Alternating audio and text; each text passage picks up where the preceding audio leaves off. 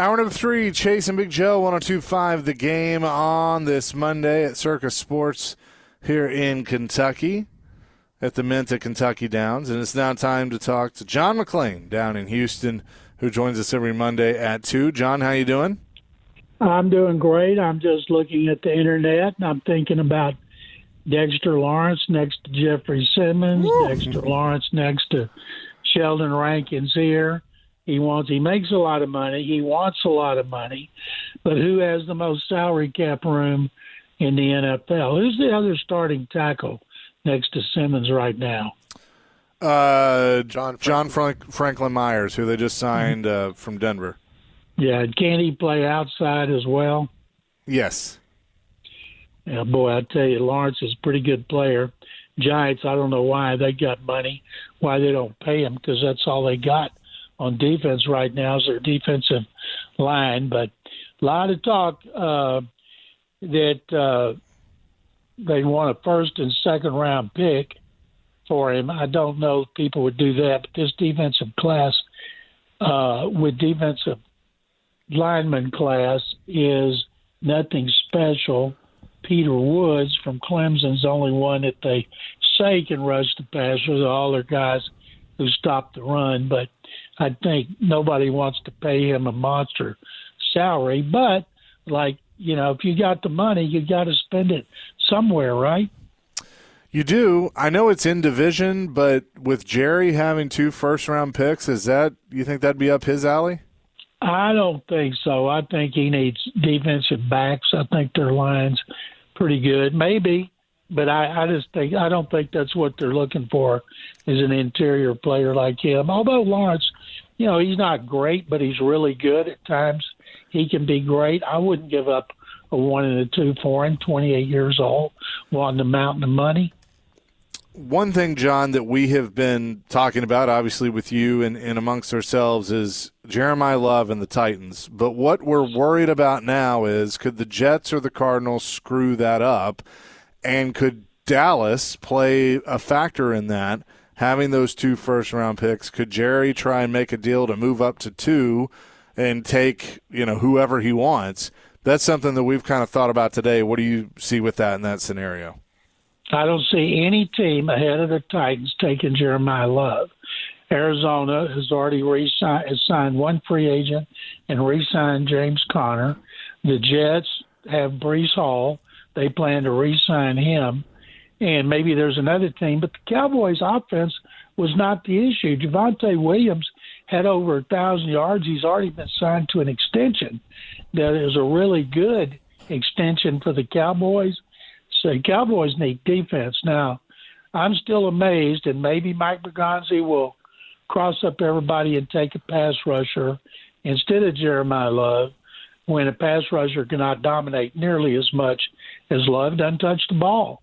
Al Davis one time said he wanted guys who could put the ball in the end zone. That was his priority, get guys who could put the ball in the end zone and then worry about everybody else. Well, Jeremiah Love can put the ball in the end zone, and if he's healthy, he should be able to play 7-8 years, maybe longer. I still have a hard time figuring out why people have devalued running back, although it's coming back. People say, well, Bijan Robinson may be the best in the NFL. He's a great receiver and a runner, and look where the Falcons have been. Well, that's not his fault. That's their fault. So, as I told you guys before, I think everybody in the AFC South would be happy if they passed up on Love, and I would hate to see him end up with Kansas City.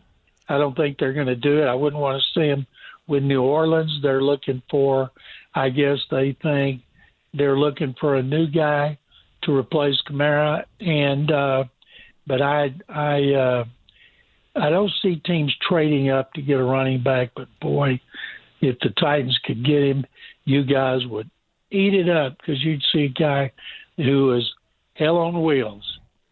Oh, we can't wait. John McClain's on. That's with the Chase and Big Joe show. John, beyond the 4th pick and people calling and talking about who they're going to pick at 4, the next question is almost every day, what about Will Levis? All right, so they signed Hendon Hooker last week. They got a backup in Mitch Trubisky already. How much cachet does Borgonzi have with Will Levis? Because some team is going to need a nice arm, or is this Will Levis expected to be cut? Some team pick him up. Yeah, I think he'll be cut. The one I'm interested in is Liam Cohen, because he was his coach when he had his best year at Kentucky. And so Cohen would know him. And both Cohen has really advanced, and to see if he'd be interested in bringing him over there as a backup to a quarterback who's been remarkably durable. And once they signed Trubisky, that told you what they thought about Will Levis. And anytime you got a new coach, he's not going to stand pat at certain positions, especially the most important one on the team. And I remember when Hendon Hooker came out, did he end up going to the third round to Detroit? Yes. And he was coming off the injury. I remember talking to 2 or 3 people that I respected who had coached quarterbacks or called plays as offensive coordinators who liked him, not that year, but liked his traits and were excited to see where he would be like in 3 years if he ever got a chance to play. Well, he should be very happy that he gets to come back to Tennessee. And I always remembered that. And so we'll see. The third quarterback's not supposed to play, of course. I really like the Trubisky play. I'm surprised, that more teams don't spend more money on quality veteran backup quarterbacks. Oh, I'm with you. And, that's the Kirk Cousins deal going to the Raiders is exactly what you're talking about. Great move. Case Keenum was here as a backup in 23, C.J. Stroud's rookie year. Well, they made a lot of changes the second year. Well, one of them is they didn't try to re-sign Keenum. He went to the Bears. Look what happened to Caleb Williams after he got there.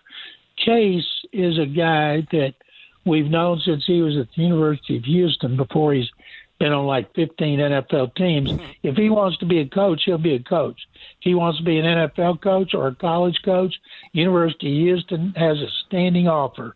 He lives here in the off season. He has season tickets to their football, basketball, all their sports. He's a diehard Cougar. But I'll guarantee you that there are so many coaches out there who would offer him a job coaching quarterbacks.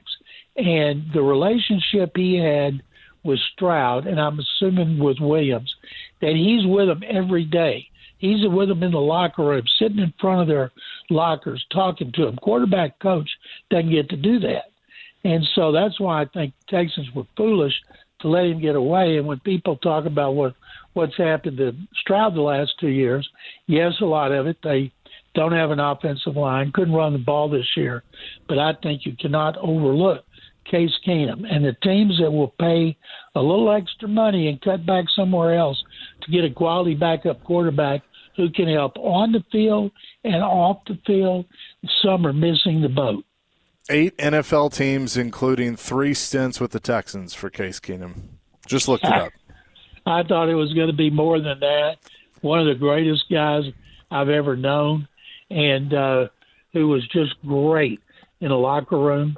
And I think, that Bears just signed him to another deal. He can stick around for a long time, making a few million a year, and there's worse things you can do. Oh, absolutely. John, a question on draft night. How involved should a head coach be on draft night? Meaning, how much input should a Robert Saleh have on draft night, or any coach around the league? But, we talk with the Titans here. We know what he wants. He's not really drafted defensive guys early in his career as a head coach. This all changes now, but how much input should a head coach have on draft night? Well, he didn't have too much because Woody Johnson makes those moves up there. He has to sign off on the big ones. But if you're Kyle Shanahan, Andy Reid, if you're one of those guys, you have final say. The GM oversees the scouting, and then they come to you and you decide, okay, I want Chase or I want Joe. And that's who you get because he has final say. But in Saleh's case, I'll guarantee you Borgonzi's going to work closely with him. This is something I learned a long time ago from a former Oilers general manager, Mike Olivac. He said, and we were talking specifically about Jack Pardee, who was the Oilers head coach. He said, if there's a guy I really like, but Jack doesn't, he said, I'd be foolish to draft him because Jack might not play him just because he didn't like him coming in. He said, and if there's a guy that Jack likes and I don't, he said, Jack's going to play him come hell or high water just to prove he was right. So you have to have a meeting in the middle. We give Nick Caserio all kinds of grief for the offensive line he has failed to put together, despite using first-round, second-round picks, making trades, signing free agents. But the coaches sign off on it. The coaches have control of the game day roster, so they don't have to play anybody they don't want to play. So I guarantee you, Robert Saleh is heavily involved in the scouting, the evaluation, and he'll be heavily involved when they're making those picks. But, it's Mike Bergonzi's responsibility because that's what it says in his contract. We'll have more with John McClain coming up next here on Chasing Big Joe on this Monday, 102.5 The Game. Chasing Big Joe, 102.5 The Game here on this Monday, continuing with John McClain, who's down in Houston. John, we were talking earlier, Bill Barnwell does a kind of a trade mock draft every year of potential trade scenarios with different teams, and one that kind of had us intrigued was the Titans moving back with Kansas City, moving to 9. They'd get an extra second-round pick, and Kansas City would move up to 4. I've basically said only if Love is not there, and then they kind of look towards the end of the top 10. What would you think about something like that? Well, I don't see Kansas City trading up for Love after they got Walker. So that'd be an edge rusher you'd think they would want because they need to add to their defense. And so dropping back, you're not going to get Love. You got to decide, well, what we got is good enough. If you had a really good veteran quarterback who'd been in the league a few years instead of a young guy's talent who's still learning, I would think that would be better than if you're where you are now and you could use another weapon as a rusher and a receiver like Love. So I would not be in favor of that unless Arizona had traded with like New Orleans so the Saints could get Love. And then another one that I thought was interesting was making a move with Buffalo to move back into the first round, take the 26th overall pick. The Titans would give up the 35th overall pick and the 66th overall pick, but they'd get 26, 168, and wide receiver Keon Coleman. And there's a lot of discussion with Coleman. Is he a good culture fit? Is he lazy? All those things. But I just look at, could it be a change of scenery with a coach that, is going to preach discipline and be yet another weapon for Cam Ward? Absolutely not. Okay. A guy who had baggage coming out, he's got baggage up there. Maybe he'll grow up. Maybe, but what we've seen from him at this point as a second-round pick for a Super Bowl team playing with Josh Allen, and I'll guarantee you McDermott did everything he could. So did Joe Brady to get that kid to play the way he's capable, and they couldn't do it. I wouldn't touch him. John, we last week Jackson Smith, Jigba had that big deal with the Seahawks. Wide receivers in this draft are getting talked about.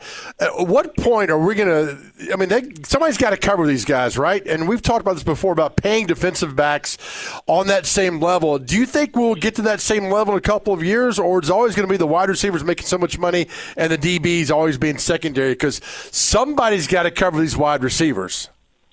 I wouldn't give a wide receiver $42 million a year, I can tell you that. And because at what point does it stop? Then your other players want it. Seattle's cruising for a financial bruising because of that deal. I wonder, would he have said no if it was only $40 million a year? Always amazed at guys like, I remember when A-Rod signed for $53 million, which was by far the most, and I'm thinking, what if they'd say, we're not giving you the extra $3, we're only giving you $250, which is still $100 million more than anybody else has ever made? They're going to go, no, I'm not going to take that.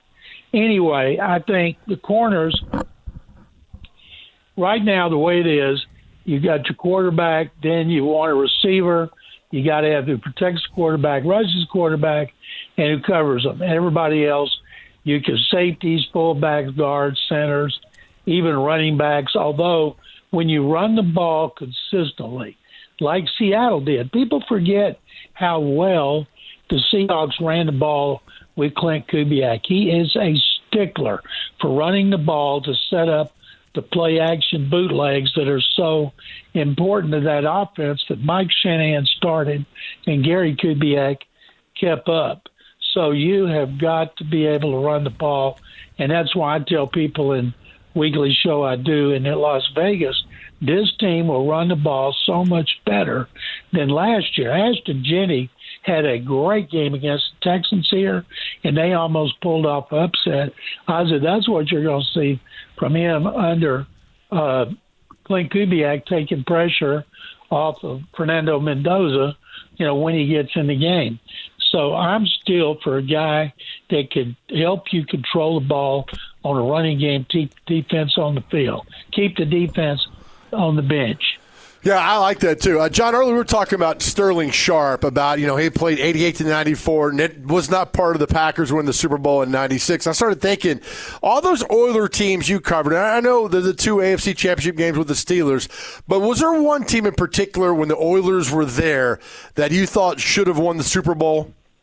Well, I never thought that about the Love You Blue Oilers because they played in the same division with the Steelers and the Steel Curtain, who won 4 in 6 years with a roster loaded with the Hall of Famers. The Oilers had 4: Earl Campbell, Robert Brazile, Curly Culp, and Elvin Bethea.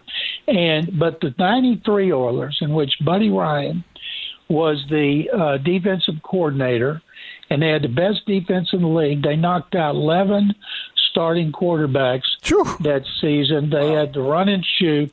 They were loaded. They had a 1,000-yard rusher and Gary Doo-Doo Brown, and they had everything you want.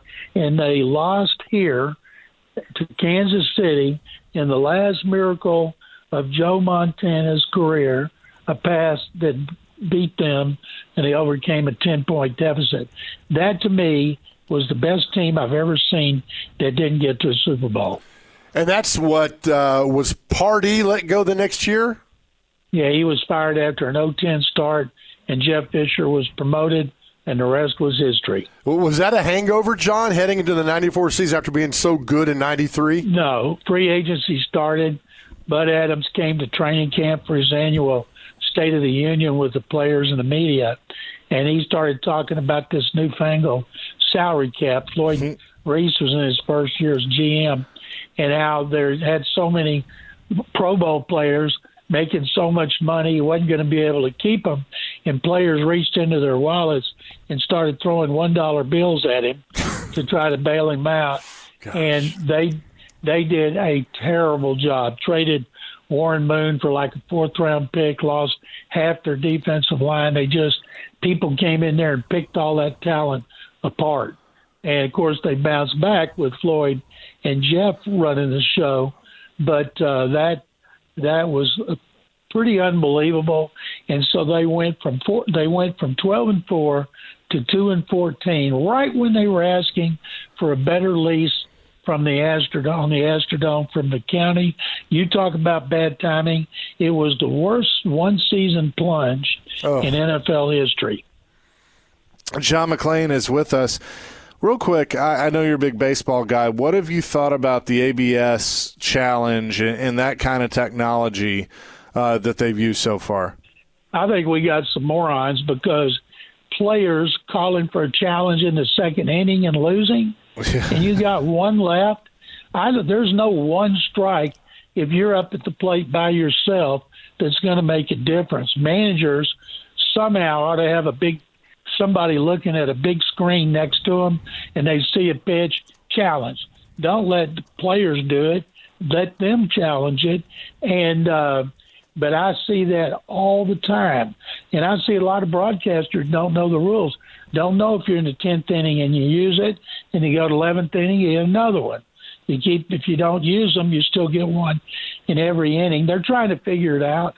but I've seen some ridiculous challenges on the part of the Astros early in a game, and I'm thinking, why don't you tell those guys, don't be challenging early in the game?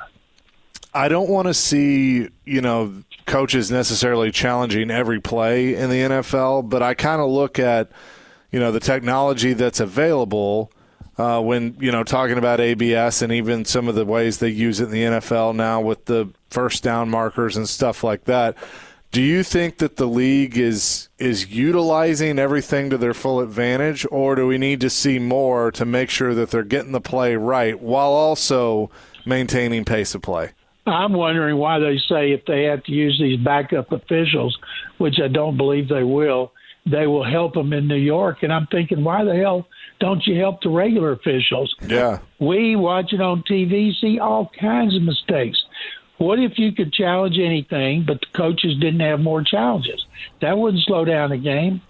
That's what Bill Belichick always wanted. They never considered it. And to me, you should tell a coach you can challenge anything you want, but you get the same challenge system. Yeah. I mean, look, because I know it was kind of a mess when they had it where you could challenge pass interference, but we still see some calls that one way or another, they're pretty egregious. And it's like, if you could just allow them to look at it, I think that'd be a good thing.